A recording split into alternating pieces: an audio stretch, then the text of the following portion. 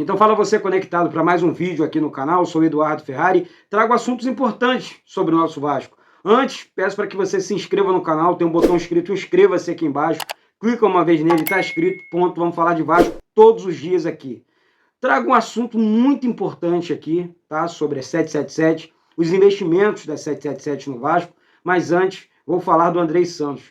Reforço estranho, mas legal. Eu cheguei a postar, falar sobre isso, dizendo, pô, primeira vez na história que um reforço sai do Vasco e volta para o Vasco. Ele não chegou a treinar no Chelsea, então ele saiu do Vasco e voltou para o Vasco. É um grande reforço também, o caso do Andrei Santos. Então, assim, muito boa sorte para o Andrei. Parabéns aos envolvidos aí, né, nessa negociação. Andrei já tá tudo certo, já tá no vídeo o nome dele, vai para o jogo contra o Flamengo e é um grande reforço para esse clássico, tá? Já deixo aqui minha opinião. Bom, e a promessa do Josh? Né? O Vasco revê o Flamengo naquela questão envolvendo, pô, Eduardo, lá atrás, lembra? Teve até o lance da entrevista que eu tive a oportunidade de perguntar para o Josh se ele manteria a promessa dele nesse caso, desse investimento, né? Pô, vem cá, vai manter?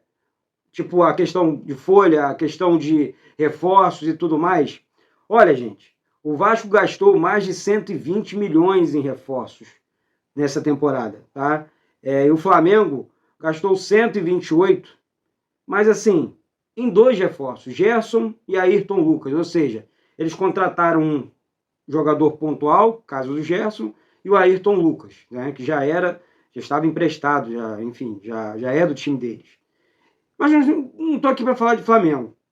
Eu vou perguntar para você, sabe? Vou ler o que o Josh falou lá atrás, a promessa dele. Palavras do Josh. Tem uma promessa que eu posso fazer para os torcedores do Vasco. Essa vai ser a última vez, lá atrás, no ano passado, que o Vasco vai jogar contra o Flamengo com desvantagem no orçamento, né? A declaração dele lá atrás aconteceu há quase um ano, mais ou menos, né? Quase um ano. Deixa eu deixar o telefone aqui, que eu acabo me distraindo. Então, assim, eu, Eduardo, deixando aqui a minha opinião agora, o Vasco não entra em desvantagem financeira contra o Flamengo. Eu vejo de maneira muito positiva quando você vê um clube que investiu 130 milhões e o outro investiu mais 133, sei lá, 128, está nessa média aí. Então, assim, vou fazer uma pergunta para você aqui. Você está satisfeito ou insatisfeito com a questão da 777? Porque eu, olhando o elenco do ano passado, aliás, dos últimos anos, falar só do ano passado é até covardia com os jogadores que atuaram com a camisa do Vasco na temporada passada. Eu falo para você do fundo da minha alma. Começando pelo gol ali. Ivan, o Léo Jardim, lateral direito Puma Rodrigues, Manuel Capasso e Léo, lateral esquerdo Lucas Piton, no meio campo agora Andrei Santos, Jair, temos Marlon Gomes que permaneceu no Vasco, entre outros jogadores Pedro Raul, Luca Orelano, enfim, um elenco muito mais robusto, mas muito mais robusto do que o das últimas temporadas. Um elenco que chega em condições de bater de frente, literalmente, com o Flamengo dentro do Maracanã, de fazer frente com o Flamengo no Maracanã, de fazer o técnico do Flamengo, a torcida do Flamengo, pensar em dificuldades contra o Vasco, coisa que há anos não acontecia. É o Vasco, vou pegar, vou bater e acabou. E isso não era só o Flamengo. Essa é que é a grande realidade. A verdade é dura, a verdade dói, mas a gente precisa entender a partir de agora que essa verdade do passado, eu acabei de dizer o nomezinho aqui, passada, ela já passou. A partir de agora é uma vida nova, é um novo Vasco, é um novo momento, é uma nova história. Então, esses investimentos me agradam, me agradaram. Eu não estou aqui fazendo clichê, nem sou disso, não preciso disso, sabe? Mas a grande realidade é que hoje o torcedor vascaíno ele se sente em paz. Exemplo, filas hoje no Maracanã, durante o dia inteiro para troca de ingressos para o Clássico domingo, filas em São Januário e, sei lá, nos postos de troca também nos shoppings e tudo mais. Então, assim, esse novo momento do Vasco, esse novo Vasco, se você perguntasse até para mim sei lá, um ano atrás, eu também ficaria em dúvida. Pô, será que o Vasco vai conseguir contratar, montar um time forte? Qual o tipo de resposta que o Vasco vai dar para o mercado? Era isso que eu perguntava o tempo inteiro também, gente. Mas, ao mesmo tempo, eu não via outra solução. Por quê? Aquele tipo de investimento que o Vasco fazia era o tempo inteiro devendo, era bloqueio nas contas, o Vasco não tinha dinheiro para nada, era uma loucura o nosso clube, sabe? E aí ficava tentando achar solução na base e acabou encontrando, né? Não sei se o Egnaldo, o Andrei Santos, o Marlon Gomes e o Figueiredo, se esses jogadores não tivessem subido, eu não sei, da base para o time de cima, eu não sei se o Vasco teria conseguido acesso, conquistado acesso, não. Essa é que é a grande realidade.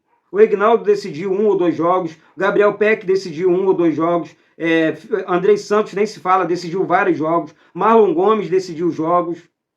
Então, quando a gente fala realmente em elenco e a gente depender da base o tempo inteiro, acaba dando ruim. Né? Porque você depende muito da base, você acaba queimando um jogador, outro, sabe? Isso aí é ruim. Agora, quando você compra jogadores, né? Tipo, vou comprar 3, 4, 5 bons jogadores, vou deixar o time bem robusto e depois, no segundo momento, eu vou subindo com os meninos. Caso do Eric Marcos, que está se destacando agora, outro menino da base, jogando muita bola. Então, essa nova realidade do Vasco, esse novo momento do Vasco, tem que ser exaltado. Hoje, essa questão financeira, o Flamengo olha, o Fluminense e o Botafogo tudo bem, mas o Fluminense eu não vou comparar, porque diferente do Vasco, o Fluminense não tem esse poder financeiro, poder de grana. Vou botar 10 milhões, 15 milhões, 20 milhões, 30 milhões e comprar um jogador. Eu tô vendo aqui pessoas, cadê o camisa 5? Cadê o camisa 10? Gente, na boa, eu acho que vale a pena até esperar mais um pouco, porque esse time tá ganhando cara.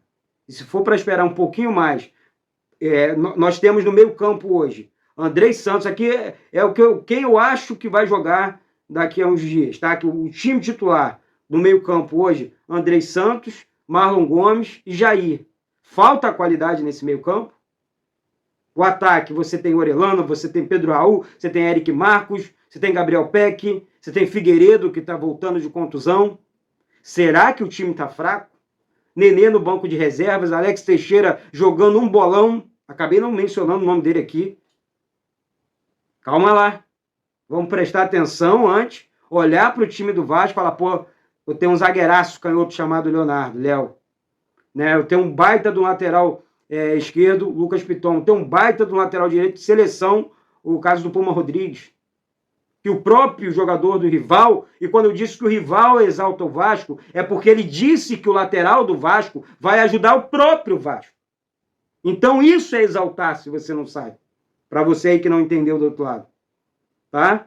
Então essa questão do Vasco. Então, o assunto da questão financeira entre Vasco e Flamengo, acho sim que o Vasco deu resposta positiva ao mercado, o Vasco voltou para o cenário nacional e mundial, agora é encaixar o time, continuar contratando e ponto.